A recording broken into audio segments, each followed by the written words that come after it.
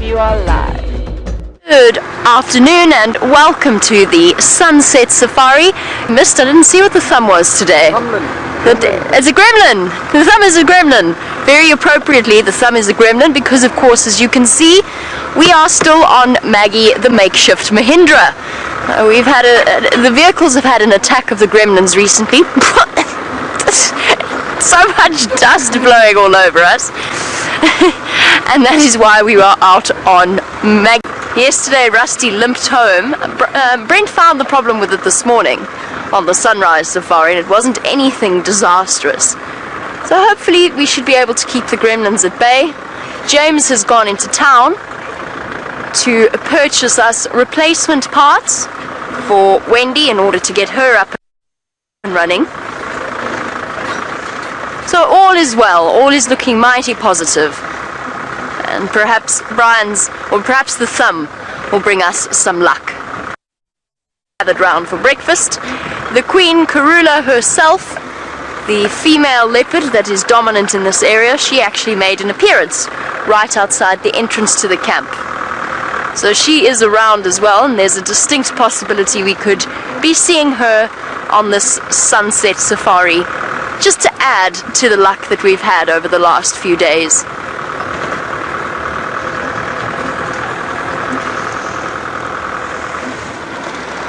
While we've been making our way towards the lion cubs, I know that Brent has been steaming forth towards the east and towards Cheetah Plains. Let's find out if he's got there yet, and let's give him a chance to say hello.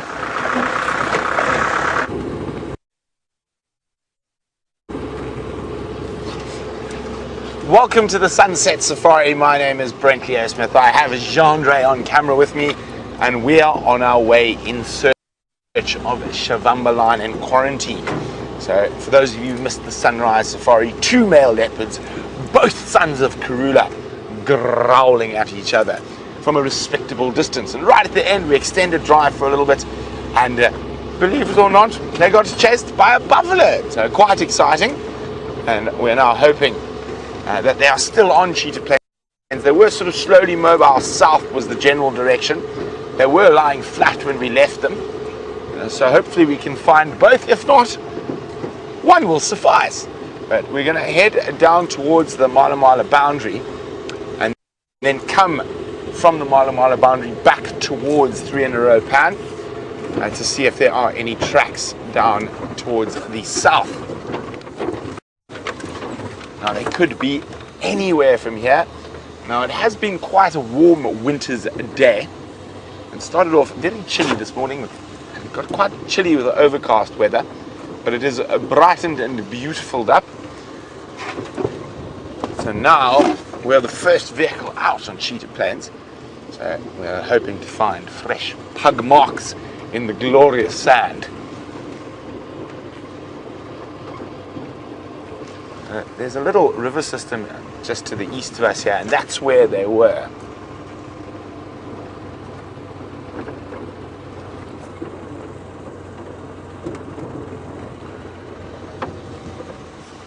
Hi Sandy! Sandy is in sunny Florida, and Sandy is wondering whether Shavamba lion and Quarantine know they are brothers, and would they actually fight, because when we saw Shadow and Karula they didn't. With male Sandy, it's always it's a bit different.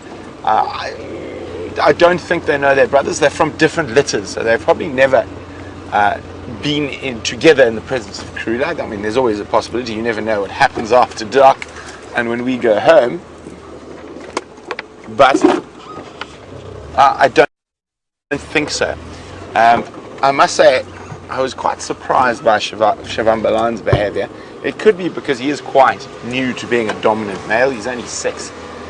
That he didn't immediately see off Quarantine. Now, I feel if that had been a Tingana or Anderson, they would have charged and barreled into that little, this much smaller male leopard. And you could see the obvious size difference between the two. Okay, so I need to concentrate here. Let's see if we've got any leopard footprints. Nope. That's a good thing though. We want them to be this side. That side is out of our traverse zone, not too far. We're just going to go very, very slowly along here. And we check carefully down towards the river system. They could be in the river system. Now, when I say river system, I think that's a very strong description. A dry creek bed is possibly a better description of what is down here.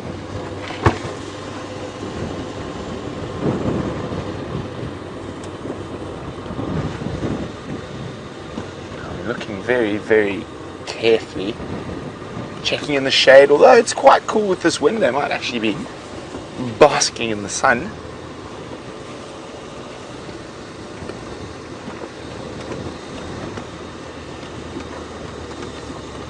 Now I said we've started from this side, so we've made sure they haven't come this way, and we're moving back towards the last spot I saw them. And so far, no tracks.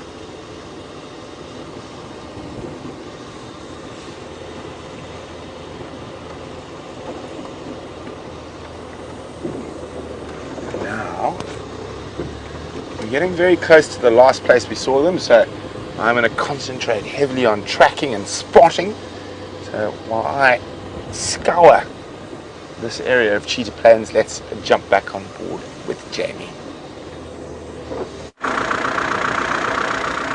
While Brent scours Cheetah Plains, we've been doing some scouring of our own, and I'm just about to approach the spot opposite to people. They often get stuck watching through a screen, so it's a pleasure for them to be able to go out every now and again and see the animals up close and personal. When we last saw her, she was tucked away very comfortably in some shade in the drainage line, and it looks as though from where we could have seen her, it looks as though she's moved a little bit. Hopefully not too far though, and hopefully she hasn't been chased away by elephants. There were lots and lots of them around, as I said, and as you know, lions or elephants are not a huge fan of any of the predator species, and they will often go out of their way to chase them away. Now let us try. We are in the Mahindra, so we're about double the length of our usual little vehicles, double the length of Jigger and Wendy and Rusty. Though getting into the spot is a little bit more tricky.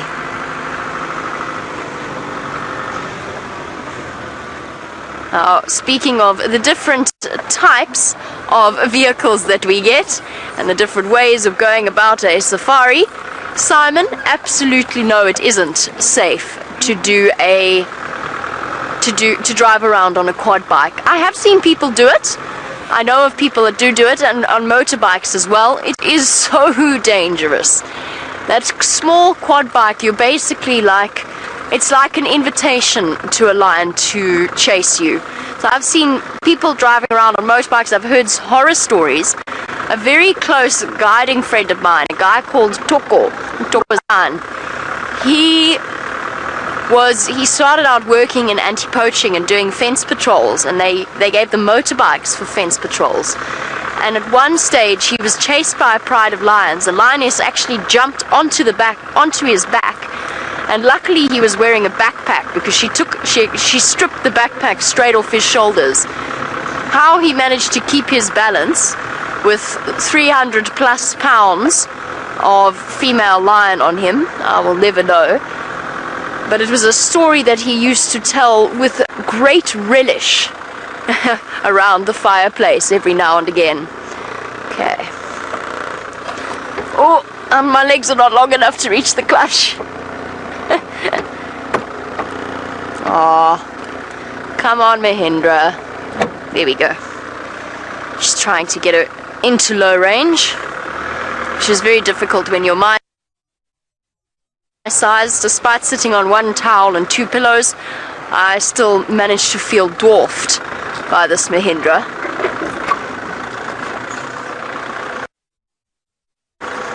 There are tracks coming out of here.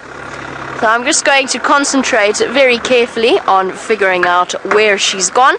And while I do that, I believe that Brent has got something to show you.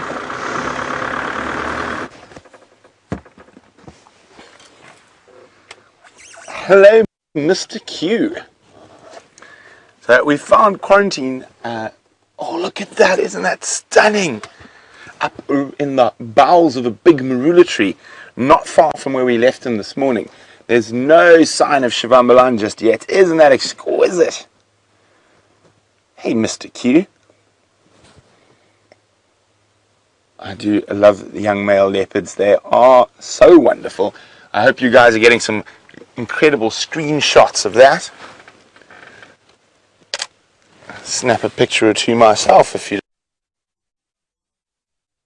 don't mind. And remember to share your screenshots with us on the Facebook page Safari Live, or in any of the various Safari Live fan groups, and also on Twitter with the hashtag Safari Live.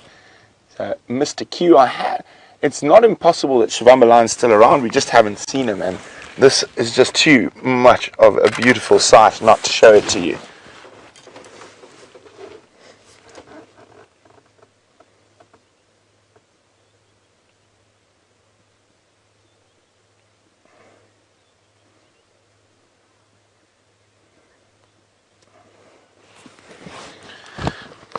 So this morning, Donna noticed that one of the leopards had a scar on his nose, but I actually think both of them had scars on their nose, and the more prominent one was on Shivambalan, but you can see this guy's also, Mr. Q's also got a scar on his nose.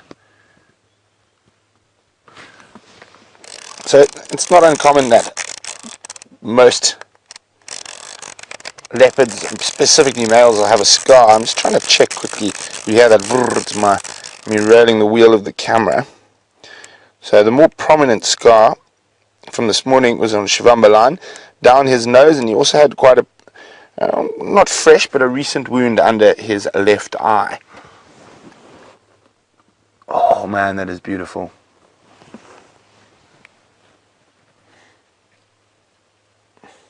Young male leopards are such good quality viewing. They are almost always up to something, although they do sleep quite heavily as well. But we stopped to give you a bit of perspective from a distance, and look at that. Well, he keeps looking back that way. I wonder if Mr. Shivambalan isn't lying down in the thickets to the north. Now let's get a little bit closer.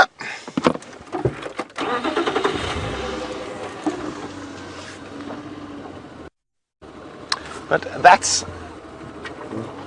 the way to start a sunset safari. Beautiful male leopard atop a marula.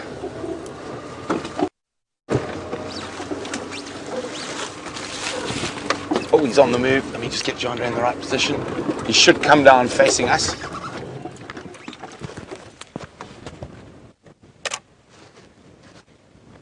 Get ready, guys. Ready with the screenshots. Hey, Mr. Q. You see, he's quite hungry. And he seems to have waited all evening, all day, just for us to arrive before heading on a patrol. He might head up towards 3 in a row pan for a drink. And who knows, he might bump into Mr. Shivambalan. Okay. We're going to stick with him.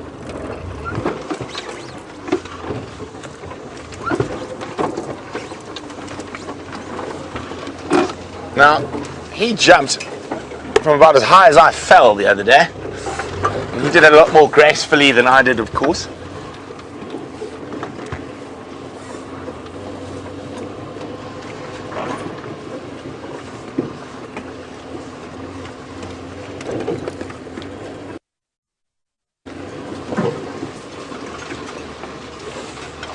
I'm just trying to find a spot we can maneuver through, and also just trying to make sure that Shivambalan isn't around. Oh, the cats have been so good to me since I've got back from leave. Birmingham and Amber Eyes last night. The cubs and then 2 male leopards today. Oh, and now to start off with one of my favorite, I know a lot of your favorite leopards, Quarantine. He's going to come climb this big termite mound here, I'm quite sure of it. We all know how Mr. Q loves a good termite mound. And he is quite hungry. That's maybe why he started moving already. So there he is. And we're just going to go around to the other side of the termite mound, where he's going to hopefully pop on top and look down at us from a different high point. This is a particularly nice big termite mound as well. Oh no, Mr. Q decided to prove me wrong. Oh, we're in a hole. Now you can see that sort of hollow section there, and it's showing he's hungry. He's got a little bit of a limp, nothing serious. Maybe he did have a wrestle with Shivambalan after drive, or maybe even before we arrived.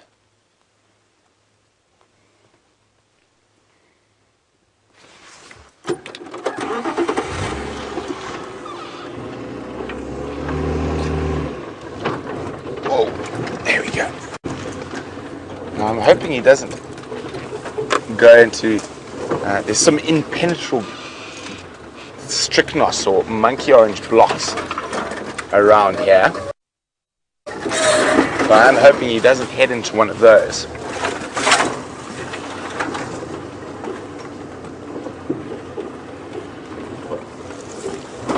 So, it sounds like there's some incredible screenshots. So, awesome guys. Hopefully he's going to give us a few more just now. There it is. I thought I lost him, but I could just see him disappearing into a strychnos thicket, of course. Now, the lions did it to me yesterday. It's Quarantine turn today. Now, that road we came in on is very close, fortunately.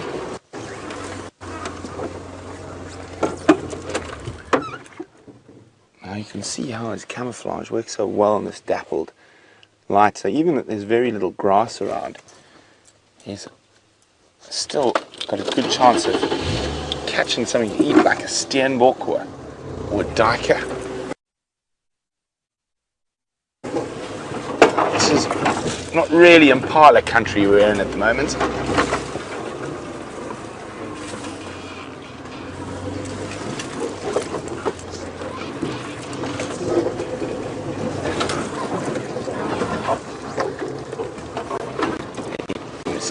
You.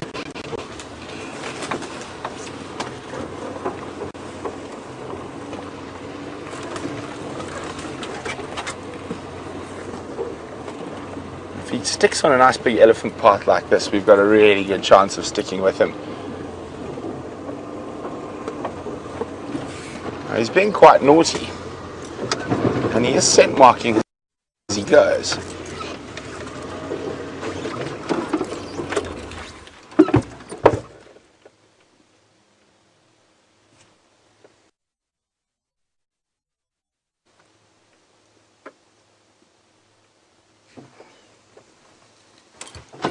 Back on the eddy path.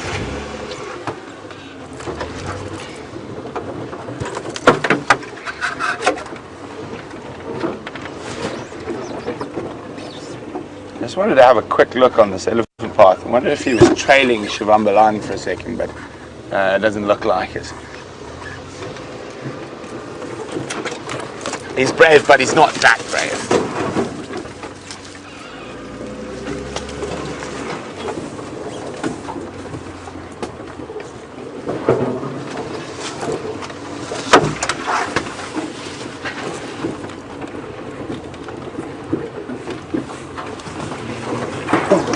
I think he spotted something. His body language has just changed.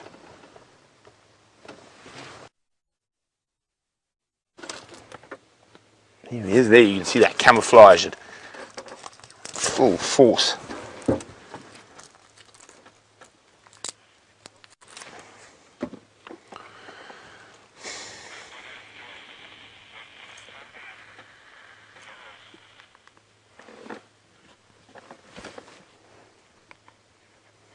Trying to see.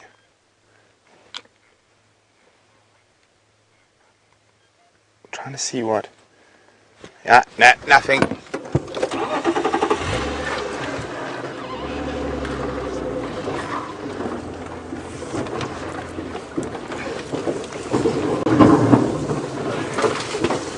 Look at this.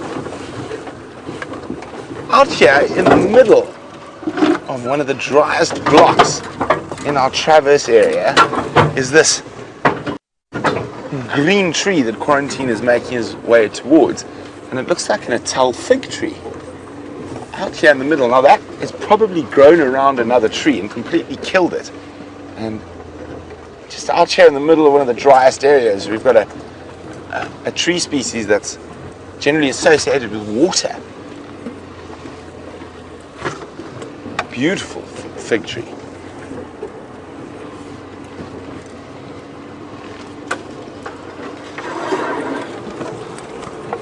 He's being cheeky and scent marking again.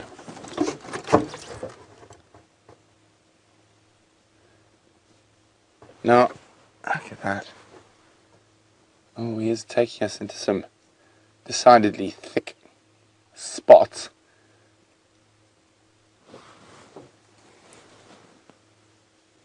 He's scent marking like a big adult male. Cheeky little thing.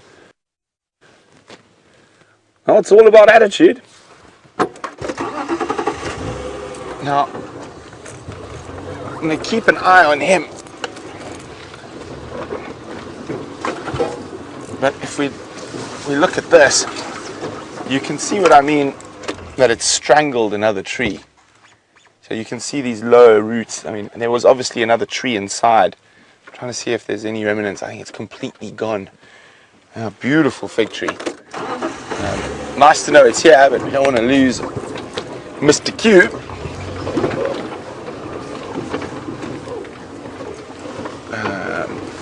It's just, sorry. Debbie, I will get to your question. I'm just trying to negotiate through here without whacking the virtual reality rig.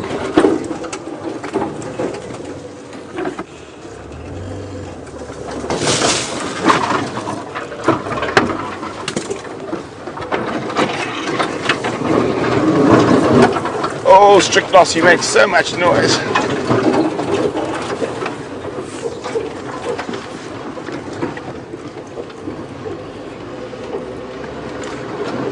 Mister decided to stop for a rest.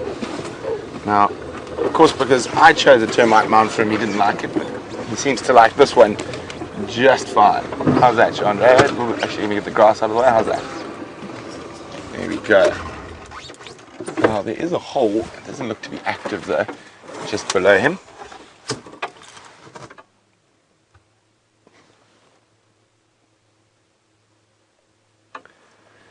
So Debbie in Vancouver, I'm back with you now.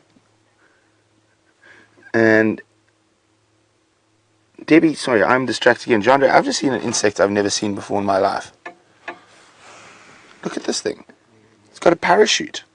And it like literally landed like with a parachute. Sorry, I know, sorry, it's just, I've never seen anything like this in my life before. So it's bright yellow with a white like parachute. A white fluffy tail that goes, sorry, that goes straight up. I've never seen anything like that. Isn't it the most bizarre little creature? Now, if anyone can tell me what that is, I have no idea. It could be a type of froghopper beetle. I'm just trying to look at the shape. Now, a froghopper beetle is not actually a beetle, it's a bug. I don't see those prominent back legs of a froghopper. I'm just going to move my... Oh, did it jump? Yep. Yeah, it was it's a spittle bug or a froghopper beetle. Where'd it go? It's gone. She's gone. She's gone. Anyway, we have a leopard. Sorry, a little interlude of little froghopper beetle. So froghopper beetles are not beetles, they're spittle bugs. Now those are the things that, the reason weeping wattles weep and rain trees rain.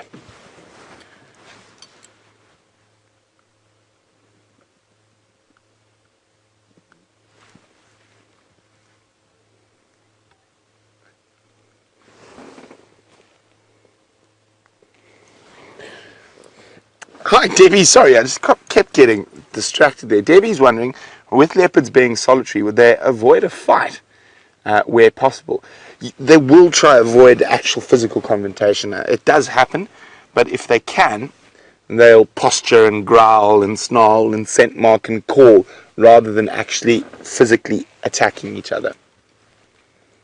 Not to say that they don't physically attack each other, it does happen, but that's sort of last resort.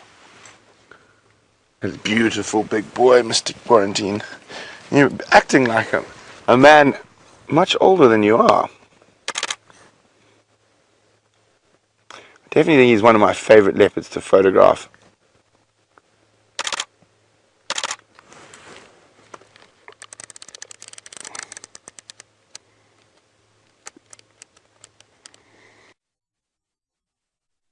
Now, it doesn't really get much better than this, because we're going to say toodles for a little bit. We're going to sit here while Quarantine sits on top of his termite mound. But Jamie has got a surprise for you back on Djuma. A surprise that is perhaps not too much of a surprise, but nevertheless thoroughly pleasant. Now, not the best view of the Nkuhuma cubs that we've ever had, but definitely a very special way to be spending a Friday afternoon out in the bush. And luckily for us, lion cubs don't tend to stay too still for too long, which means there is a chance that they are going to start moving more into the open area to start to play, because I think that their play is a little bit restricted. Some angry elephants I can hear off in the distance. You won't be able to hear them, unfortunately, but they're definitely sounding very cross and perhaps like they're moving towards the Vuyatela Dam, for those of you who are regular watchers of the Djuma Dam camera. So Mom is here. She has positioned herself in an even more obscure place, hidden behind the bushes and the leaves. She's next to invisible to us, apart from the odd twitch of the ear every now and again. A really, really tricky position in Maggie the makeshift Mahindra. Just to give you a sort of a brief idea of where we are on the the eastern bank of a river system that cuts through in front of us. So there is an enormous dip in front of us. There is an enormous dip on the other side of the lines. Now, it would have been okay for our little landies, and I know that Rusty did a fantastic job this morning. Or at least Brent, driving Rusty, did a fantastic job of positioning in a good spot to see them, but for us that is next to impossible. So we'll just have to bear with the view that we have for now and hope that the little cubs decide to oblige us by, they are starting to play behind the trees. You see a little bit of that, Brian. Awesome. Wonderful. I have to tell you, so excited about seeing these cubs properly. And now to have them, for the moment, happily living on Djuma is just such a pleasure. There's only two there for now, 1 foot in the air. I don't know where the third cub is. It was definitely here this morning when we were with them. So it's probably around, maybe just it's feeling slightly sleepier than its siblings. Lion cubs keep up an almost constant game of battling with each other until they fall asleep, until nap time. And then nap time ensues for a couple of hours, and then it's right back to the very important business of building up those muscles and fighting techniques that they will need to use when they are full-grown big cats. Well, since our little lion cubs are doing a fantastic job of sort of behaving like the adults and remaining stealthy and hidden, let's go over to Quarantine, who is up and about.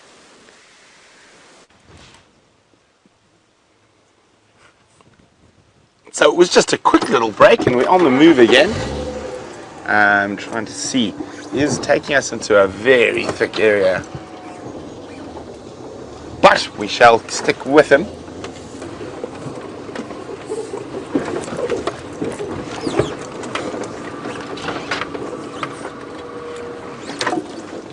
That's not going to end well for Jandre or myself, I don't think. Ooh, there we go. Now remember, we're on a live African safari.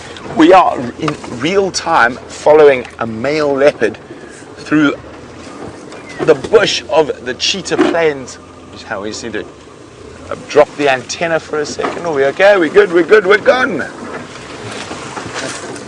Of course, that male leopard is able to maneuver through the bush a bit easier than we are. I just had a last glimpse of him through there.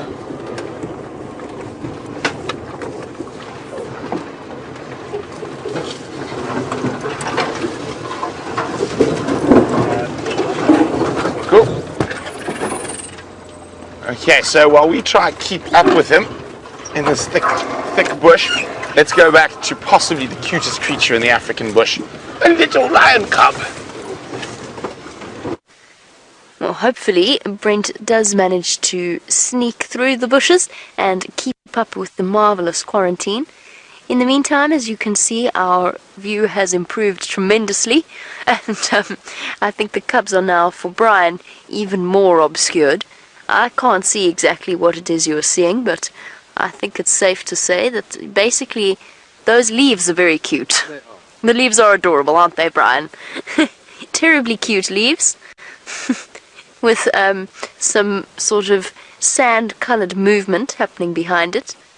Beautiful backlighting for this scenery.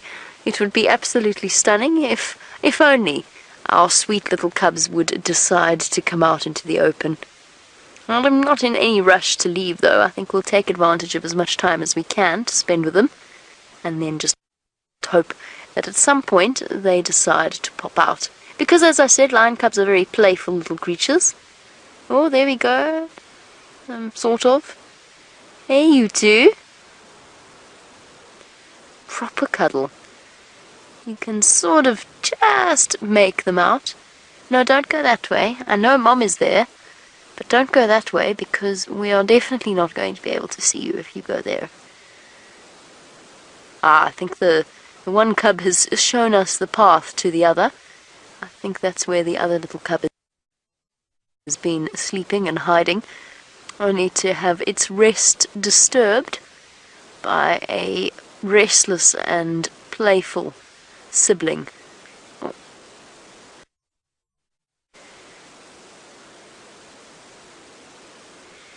Lion cub number 3.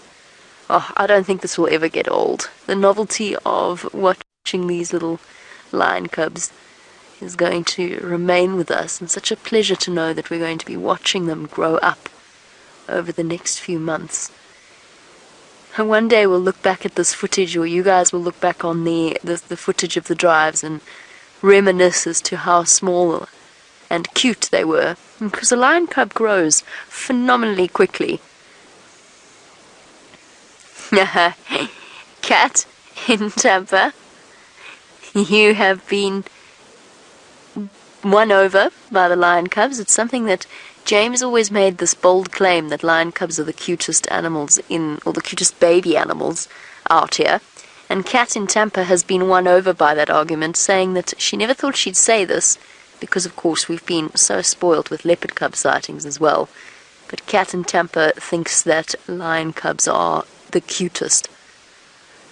I do know exactly what you mean, and especially while I'm watching them now, they're absolutely irresistible. Hard to imagine that in 2 years' time they're going to be 300 to 500 pound muscled feline killers. At the moment they are the size of about the rough height of a domestic house cat. A little bit heavier though, a little bit stronger, but nevertheless utterly adorable. But I'm not sold. I don't think that lion cubs are the cutest baby animal in the bush. I think that prize goes to a baby rhino, or maybe a baby elephant, or I don't know. It depends on the mood that I'm in the day that you ask me on. 3 little tawny shapes wrestling with each other on the other side of the drainage line. What do you think, Brian? Which is your favourite baby animal? I don't know. Brian's... Lion cubs are pretty good. Yeah, Brian says he's not sure, but that lion cubs are pretty amazing. Oh, look, they are incredible, don't get me wrong, I think they're absolutely adorable. But do they get the title of the cutest baby animal? Baby rhino are a newborn baby rhino with giant ears and giant feet that does its little rhino dance and makes its little rhino squealing sounds. But then these cubs do little things like this, battering each other with their paws, and I can't help but smile. Brings an instant smile to my face. So cute. Absolutely adorable.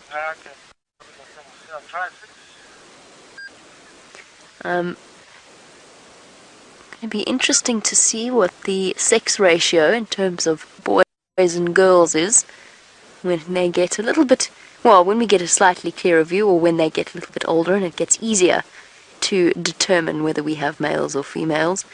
And when that does occur, then you'll have this incredible opportunity to watch the way in which male and female lion cubs grow and the speed that they grow. Well, since our leopard cubs, oh sorry, I keep calling them leopard cubs, those are not leopards, those are lions, I'm sorry.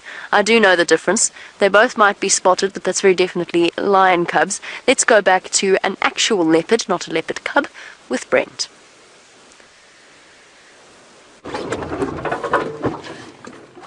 He just ran off into the bush. Now he's just in front of us here. He's just behind this dead bush here. I can't see what he's stalking.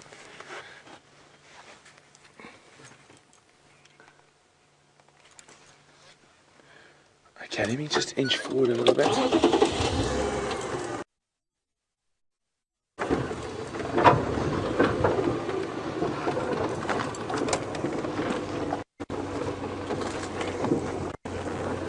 There he is. Now, he's just hiding through the bush there. I just have to be on the game drive radio for a second, sorry.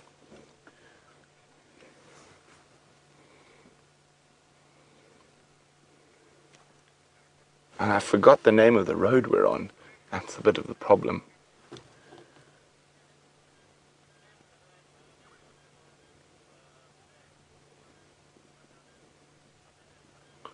Okay. Look, where is he going now? Look, he's definitely after something. So, I just have to get hold of Ephraim quickly. Ephraim.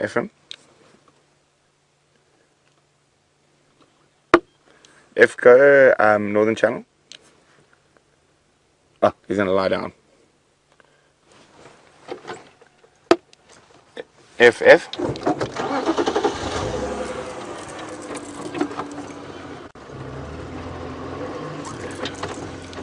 If I forgot my map for CP today, but he's come out onto a road.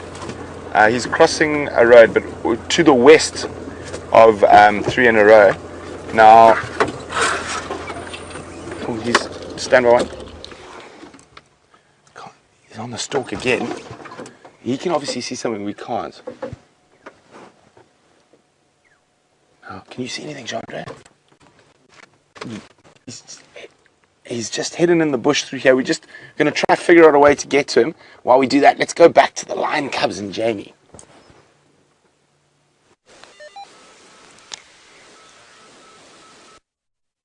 Well, brief distraction from their moment of play while they tumbled across the top of each other.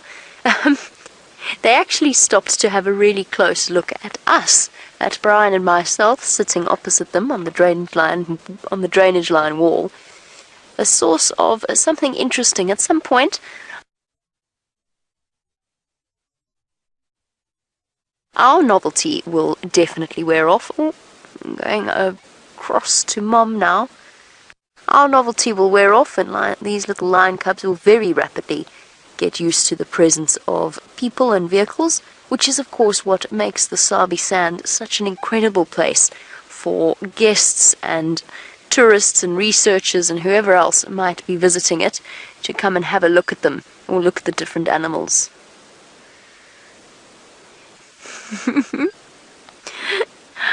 This might not be the best view, but they're definitely the most adorable little things.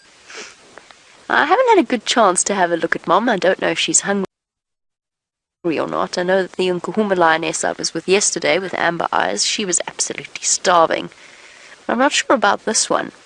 But Wesley, she would absolutely hunt with her little cubs in tow. Basically what she would do at this age is she would sort of start hunting something. If she spotted something she wanted to hunt, she would start moving towards it, and somehow they communicate to the little cubs that they must absolutely stay put and not make a sound. And that works really well from about 6 weeks of age right up until about 8 or so months. And it's at that point, however, that you actually start to see a different aspect to the little lion cub's personality, because that's when they start messing up hunts for Mom and the rest of the pride. They get over enthusiastic and they think they want to help. They don't know what they're doing. They have no idea how to sneak up on anything. And as a result, the pride failure rate in terms of hunts that are initiated versus successful hunts, their failure rate actually skyrockets because they are being sabotaged by their own cubs, which is absolutely hilarious to think about.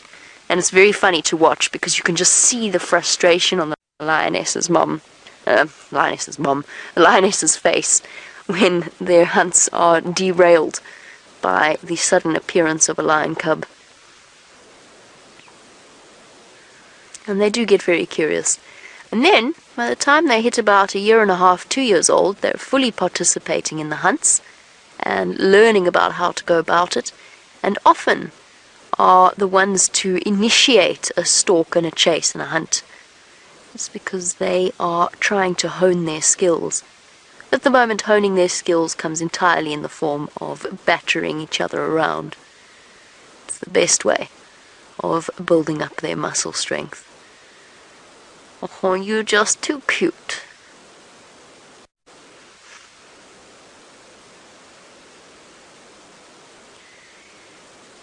It's nice being a lion cub. There's a constant companion to play with. You very seldom get solitary lion cubs, at least in the beginning, unless they have been, unless the rest of the litter has been killed off. But they've just got constant company. Must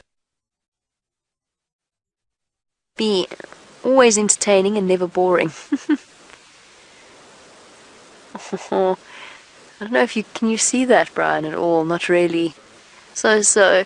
The cubs are climbing on top of Mom's head now. Oh, pouncing on her and then sliding off. And I mean, they are basically the size of her face. They're the size of her skull. So they just look so incredibly small in comparison.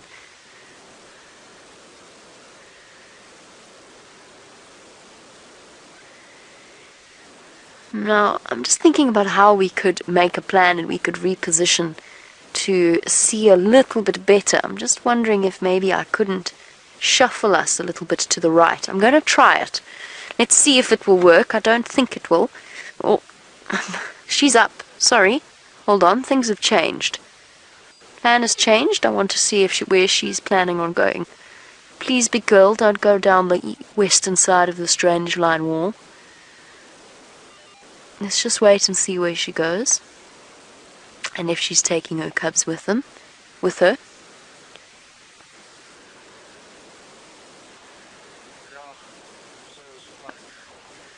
Cool. Well, that was exciting. She has resettled herself in probably an even worse position. I don't know what your view's like, Brian. I can't really see her at all. And there's no way that I can reposition in order to get you a view.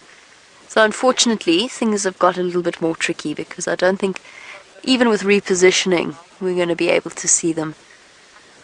And the cubs are now off to the right and pretty much invisible. So while we talk about our invisible cubs, Constance, What's the chances of the cubs surviving to adulthood? It's not the worst mortality rate. A leopard has a higher mortality rate in terms of the cubs that they generally lose. On average in this area, it depends on males or females, but the average sits just under 70% of cubs don't make it past their first year. Oh dear, things are making strange sounds in the Mahindra.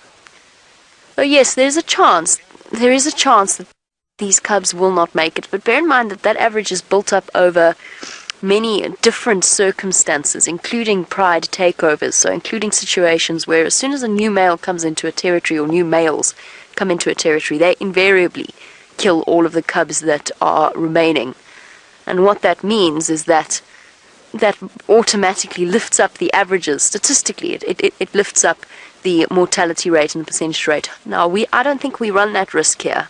I'm really hoping I'm right about that. I think the 4 Birmingham boys are very much in control of this area. They don't seem to have any major incoming competition. So I think that they should at least be able to keep this set of cubs and their cousins, their immediate cousins that are about to be born.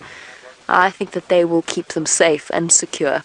So they will at least raise one generation of new Styx cubs and new Nkuhuma cubs. Unfortunately, however, things are very difficult, and I think we might decide to leave at some point, or not leave, try from the opposite side of the riverbank. I don't think that's going to work either, though. I think we're sort of stuck with this view for now.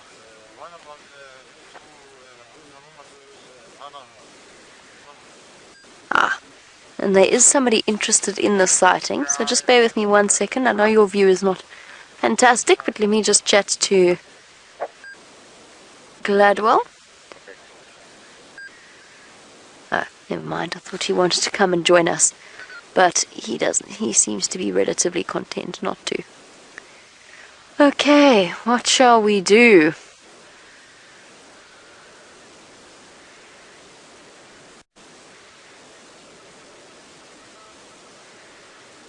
I wonder if we shouldn't leave and then come back a little bit later, see if they haven't moved into the sun, because I definitely don't think that they're going to shuffle around too much right now.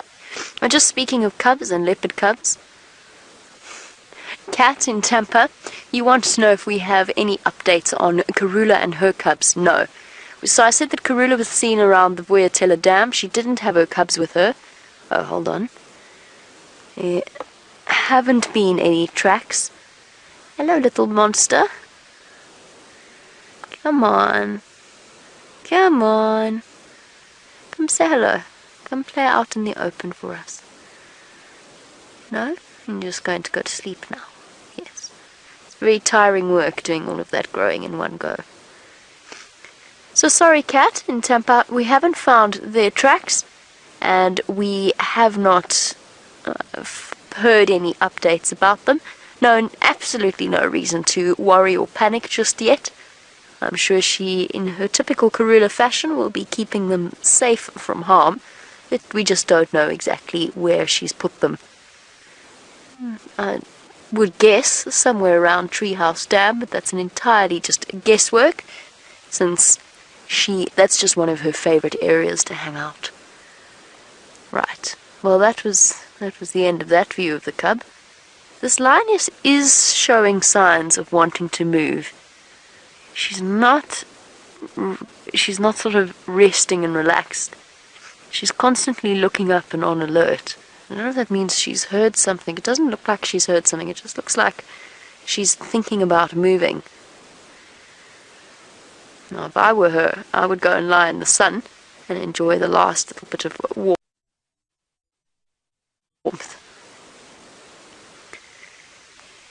Now, Caroline is sort of relatively unfamiliar with the process that happens during a male lion's takeover. Now, Caroline, the mother does try to defend her cubs when there is a takeover. In fact, when we saw the disastrous takeover with the Birmingham boy, not disastrous, it was the natural way that things occurred, but the Birmingham boys came in and they certainly caused chaos. They actually ended up killing one of the Nkuhuma lionesses. Now, we don't know what the reason behind that was, but there is a chance that it was because she was trying to defend her sub-adult cubs, or not even her sub-adult cubs, but the sub-adult cubs that belonged to the pride. And unfortunately, one of those little female sub-adult cubs was actually killed. So the mother does try and defend her babies. Unfortunately, she is just no match for a male. Now, she might be okay. She might just be able to fend off one male, if it's just one male. But any more than that, and she is really going to struggle. And she won't be able to keep her little ones out of harm's way. Sometimes what happens is the most incredible thing that lionesses do.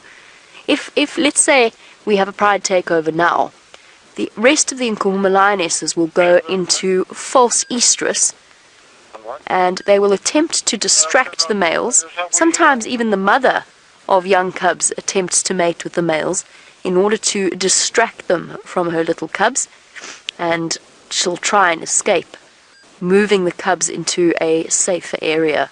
So they really do try. They try their absolute best, and that in a way is what makes it even more heartbreaking when it does occur. Of course, the last time I saw cubs of this age was the Styx cubs from last year. And on my interview drive, I actually hooted at them by mistake, which, as you can imagine how my heart sank at that moment. It was totally accidental. And as most of you know, we lost that little set of cubs. It is tremendously sad when it does happen. Oh, something's being stalked. I think either sibling or mom is being stalked here. Oh, distraction. Actually, I might just lie down. Might just lie down and go to sleep.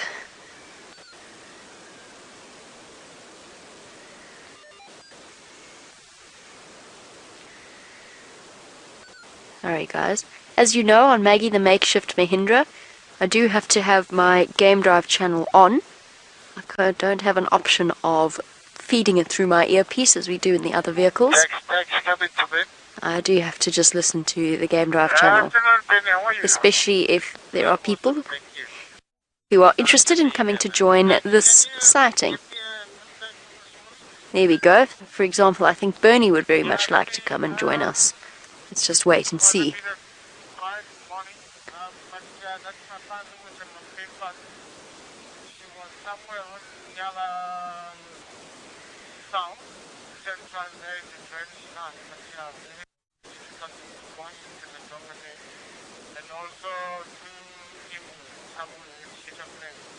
There we go. So Bernie is just getting an update from Taxon, and it doesn't sound as though he's going to come and join us here. Just so that you know, there's an update on Brent. He's off the vehicle, presumably attempting to find quarantine for you all. I guess quarantine disappeared. I think what we are going to do is once Brent is back on the vehicle, then we'll reposition. We'll stay here for now, but just because it's quite a tricky spot to get into and out of. But we'll stay here for now. We've got this adorable little cub. Hey? How's your view there, Brian? Not see it at all. Sort of. It's very difficult for me because I'm so used to where the camera sits on Wendy and Rusty and so on. Very difficult for me to gauge exactly what it is that Brian's seeing. But what I think we'll do is we'll try and reposition. We'll try and get to the other side, see if there's not a view from there. Otherwise, we will come back. We'll go do a quick loop of Buffelshoek Dam and then come back here. We'll make as much use of this sighting as we possibly can. Alright, I'm going to send you back across to Cheetah Plains. Brent is back on the vehicle. Let us find out what he was looking for and whether or not he had any luck in finding it. So, I'm making the cameraman do the work. I've got a... Here we go. Brent got us stuck. I got stuck on a stick and Jean-Andre's trying to pull it out. There you go. Well done, Jean-Andre. Unfortunately, Mr. Q gave us a serious runaround and went into the impenetrable thickets in between two roads. Now, I've just had a quick walk and I've got his tracks. And I'm just trying to get back to a road at the moment. he has taken us to some very beautiful areas that would definitely be ideally viewed on foot, I think. Some magnificent trees.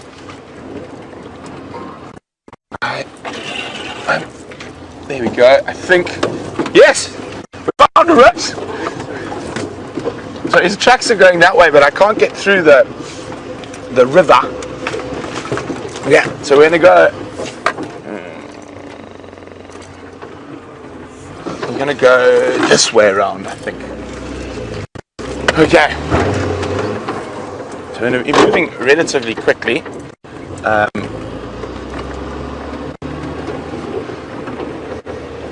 Now there were some kudu. Car feels fine. No, I'm joking, it's fine. Okay, so the guys are just trying to find me, and I think they're one road over. But let's try. So he was heading sort of southwest, so we're going to jump around onto the Marlin boundary, and then come back up the road on the other side. Okay, here we go.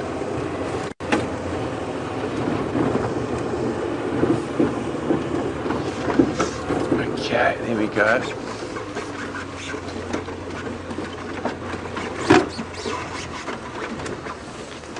And James Richards wondering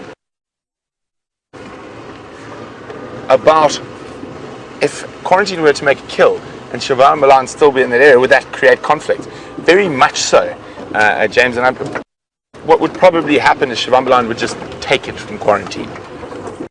Now, unfortunately, where I am now, I'm about to disappear into a very, you might lose me for a second or two.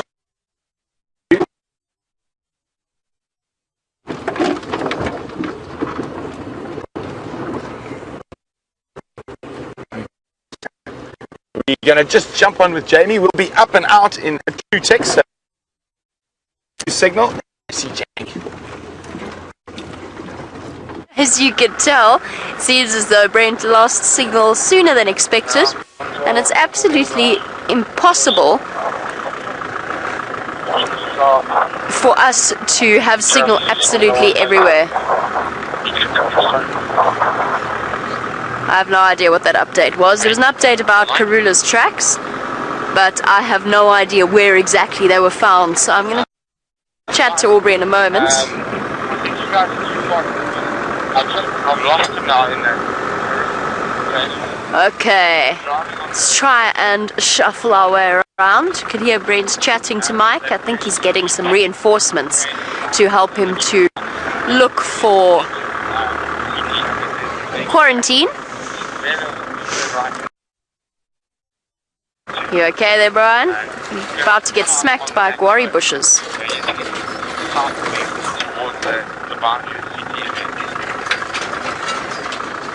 You good? There we go. All made our way out, and we'll come back and have a look at this lioness a little bit later, see if we can't see her more clearly if she moves out into the open. Now she's got 3 little babies, and there is one more Nkuhuma that looks exceptionally pregnant, to the point that Aubrey is now convinced that she will have had cubs as well. So Raisa, who's a little bit confused about the number of Styx lionesses with cubs and Nkuhumas with cubs, and that looks like it belongs to us. Well spotted, Brian. There is a bungee cord in a wachabiki tree. Do you want me to go backward a bit, Brian? You got it. Well done. Look at this. That's definitely one of ours. And it was hooked up in a buffalo thorn. Either from this morning. Must have been from this morning. It definitely wasn't from us. Well spotted, Brian. Sorry, Raisa. So, an update on the Styx and the Nkuhuma cubs. I'm afraid to tell you that I'm not 100% sure exactly how many cubs the Styx have at this point. I do know that 3 of them have new babies, or relatively new babies, some of which we've seen before, some of which we haven't yet encountered. So the Styx, 3 of the females have little ones, My mic doesn't want to stay in its place. Oh, goodness, full of drama this afternoon. But initially, as far as I knew, it was 11 cubs.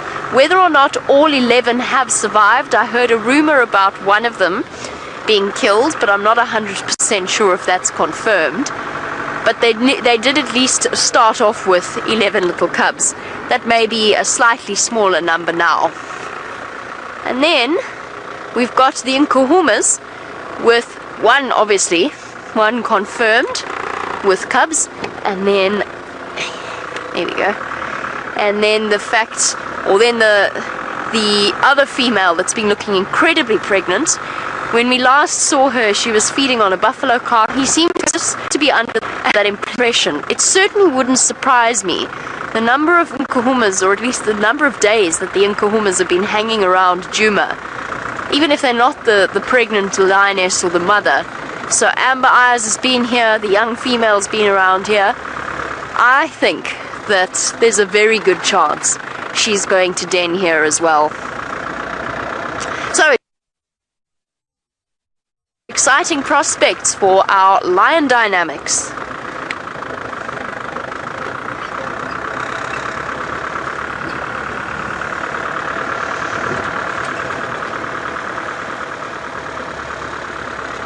And yes, absolutely, to Robin B, and welcome to the Sunset Safari. Thank you so much for sending us through your question.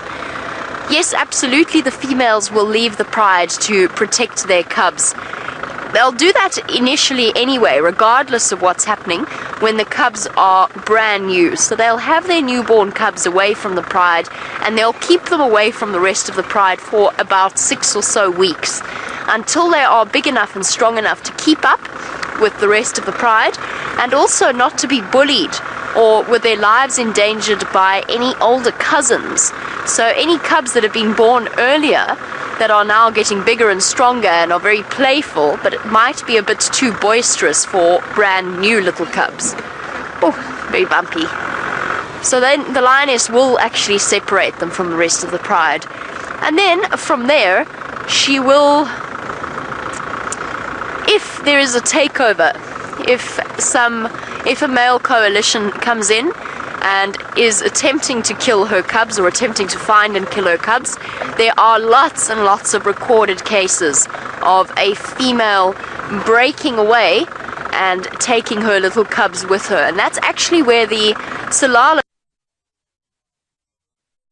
breakaway pride came from, also known as the Mangeni pride, but it was originally the Salala pride of Londolozi. And that actually resulted from, during a male takeover, a female took the cubs and kept them safe and raised them, and then they had their own cubs. She ended up going back to the original pride that she'd come from, but all of the cubs that she had raised stayed on their own and formed the Mangeni pride. So it definitely does happen. False alarm. False alarm. While we race off towards Buffelshoek Dam to see what's happening at the waterhole, let's find out how Brent's search for quarantine is going.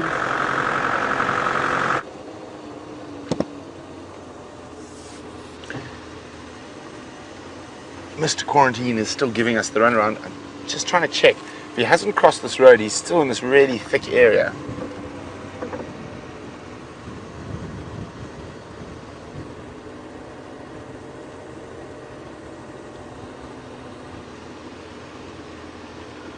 So checking very, very carefully.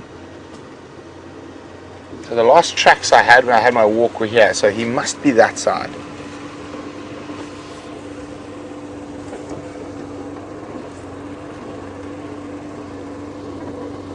Okay, let's turn around. We just wanted to make sure he didn't double back on us. So the last place we saw him for sure was just above this green thorn, running down the drainage line like that. So he's here somewhere. And we're not going to miss tracks of him on this lovely soft sand. So let's go back. And there was a nice elephant path that went down towards the drainage.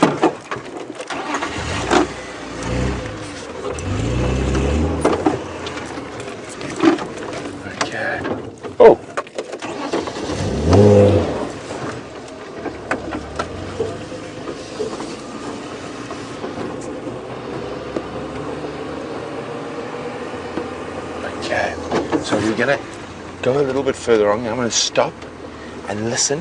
There might be some alarm calls. Chandra is scanning intently, and also with quarantine we got to check all the termite mounds. He loves a good termite mound. The last visual was here. I think he's further down. I think we were too soon. I think he's actually... What is that noise? Do you hear it?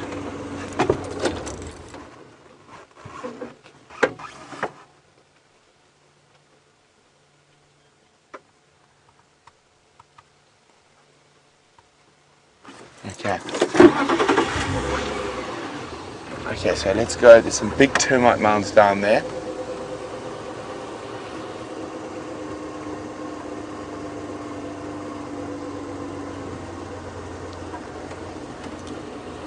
Hi, Eugene. Eugene's in North Carolina, and probably over a year ago, we watched Quarantine.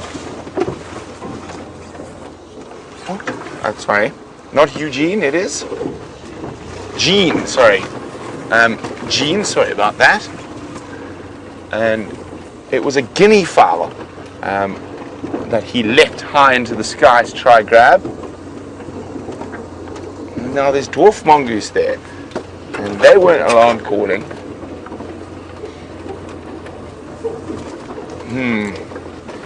Which means he's probably further upstream, or he's crossed again. There were some kudu around. I haven't heard that distinct bark of a kudu. But while we've got these dwarf mongoose, they're not going to go too close to these ones. They live nowhere near a road, so they're probably not too used to cars. But it gives us a chance to listen for a second.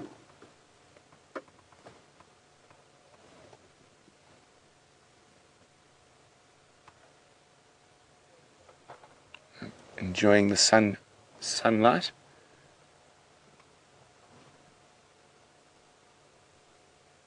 Oh, big group of them. So dwarf mongoose, and will often bask in the early morning and late afternoon before retiring. Very important times for their social grooming. Aren't they just too cute?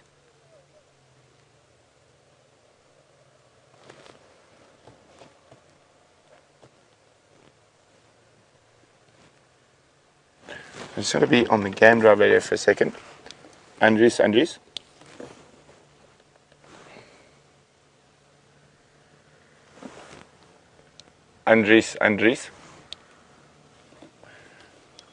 the last visual I had is where that greenthorn is opposite you. But you went down to the Shkova and I can't cross. I'm trying to just see if I can see him from here. I'm just standing by here to see if he pops out, but I can't get him over in there. He's crossed through the Shkova again, I think.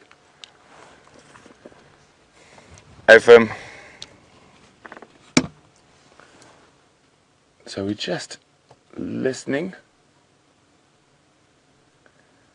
And... oh, sorry, FM's calling me. And...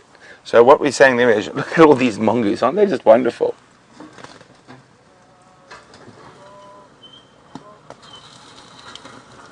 Here we go. So Andres is also coming to help us look for quarantine.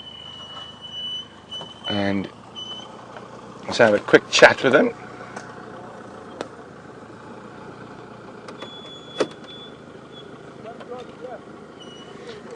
So you see just above where that greenthorn is there, he was coming straight down the Shkova, and then I tried to come around and I've lost him. I don't know if he's crossed. I don't know if I'm going to go around to the other side again. But everyone is trying to find quarantine at the moment, but Annie would like to know what the collective noun or plural is for mongoose, and it's one of my favorites. It's a business of mongoose. Oh, what was that? No, it was a piece of grass. I suddenly thought I saw Mr. Q. Now, Andres is going to go through the drainage line here. Jean and I have had our fair share of drainage lining so far, so we're going to keep slightly to the west and see if we can find him. If we have no luck, I think I'm gonna go see if we can track Shivambalan.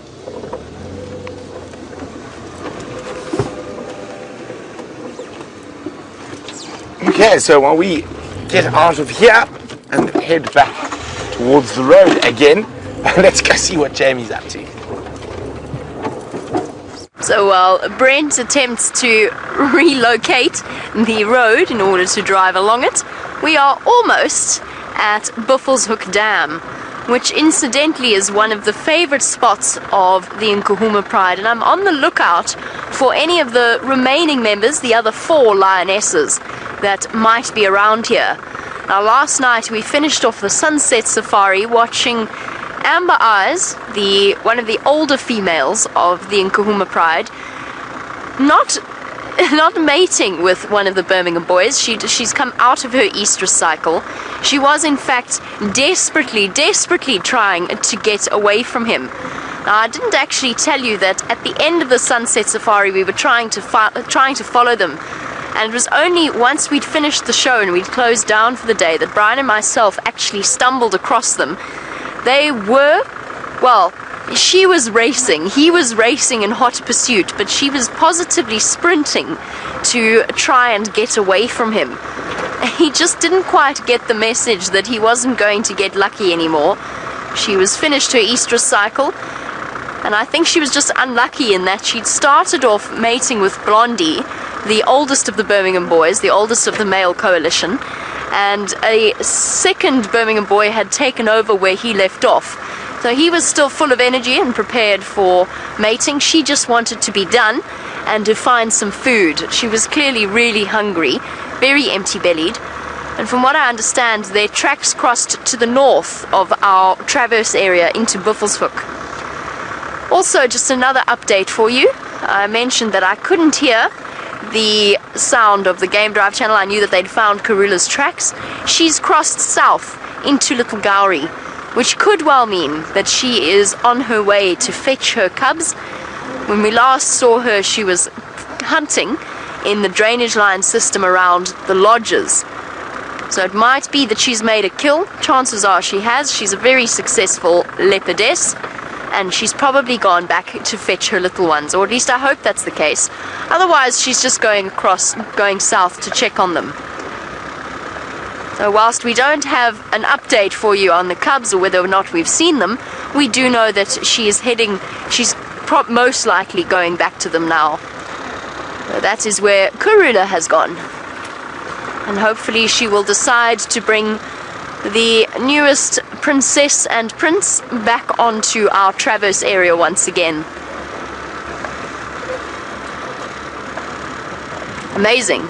If she did bring them back, then we would have seen, just today, we would have seen 4 of Karula's offspring. Shimbambalana, the male that was arguing with Quarantine obviously from the Sunset Safari, and then her 2 newest members, her 2 newest cubs. We're almost at Buffelshoek Dam as Maggie creaks and groans her way over all of the bumps. Definitely not a quiet vehicle. And let us... Oh, I have a lovely surprise for you. I knew that he could do it, and indeed he did. Let us go back to Brent and Quarantine. Quarantine? Maybe.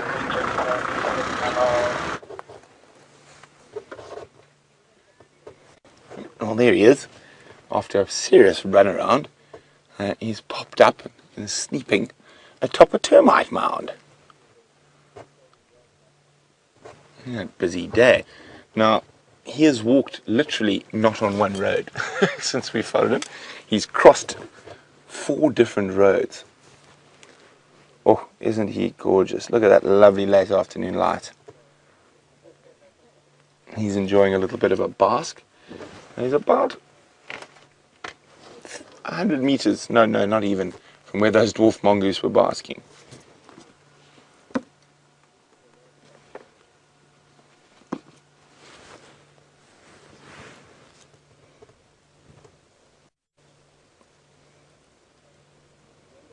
Oh, absolutely gorgeous. Now I know he's a firm favourite of many of our Safari Live fans.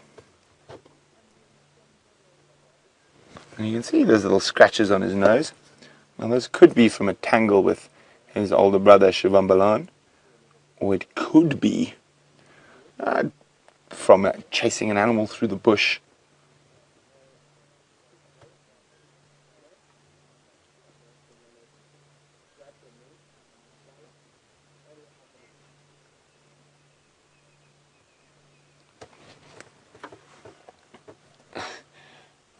Michelle in New Jersey says, did he learn how to lose a vehicle from his mom?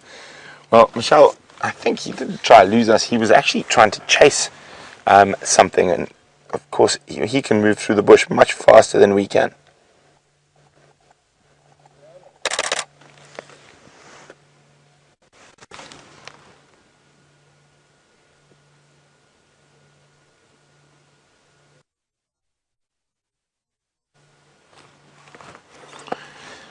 Hi, Pierre in Australia, and Pierre's wondering if there's a difference between leopard and cheetah spots. There most certainly is. As you can have a look at leopards, leopards have rosettes. So it's a sort of a triangle, sometimes 4 spots around a sort of lighter spot in the middle, whereas a cheetah has just spots. So a true sort of single black spot. I do have a picture of a cheetah somewhere, but while I look for my picture of a cheetah and quarantine takes a snooze, Jamie's got some elephants playing in the dirt. Oh, there we go. We have some elephants at Buffelshoek Dam. I'm just listening to an update. I was just chatting to the wonderful Herbert, who is guiding this afternoon. He is driving some landowners around, so he wanted to just get an update on the position of those lions. As our Ellies disappear off towards the north, we'll try and see if we can't catch up with them. Well, there you go. This is for Gracie, this elephant sighting, and Gracie, I promise you I will try and get us a little bit closer. Gracie would like us to find her some elephants because she's not having a very good day, and elephants, I know from experience, definitely make Gracie feel a little bit better. So Gracie, this is for you, this is your elephant sighting, and I hope that it helps a little bit. I'm going to try and get you closer in a moment, but for now we're going to just have a look across Buffelshoek Dam before we sneak up a bit. There's also Bob the Bachelor, Gracie. Bob the Bachelor is at Buffelshoek Dam as well. And look at that, Bob has a friend. Can you see the friend on Bob the Bachelor?